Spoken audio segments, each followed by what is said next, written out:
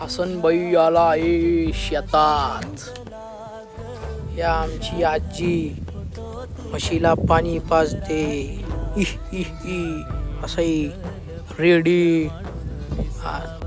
आणि हे आमच्या आजीचे सैनिक. आणि हे त्यांचे लेकरं सांभाळलेली. असं हे आमचं हिरवगार शेत. ऊस, मिरच्या आणि हे बाकीचं साम्राज्य. शेड हे शेतातलं घर आहे आणि गावातलं घर वेगळं आहे. म्हणजे शेतातलं फक्त जनावर वगैरे खात वगैरे ठेवण्यासाठी. आणि शेतामध्ये एकदम मस्त वारा, मोकळं वातावरण वाटते. खरंच राव, शेतातलं जीवन म्हणजे एक नंबर. मस्त.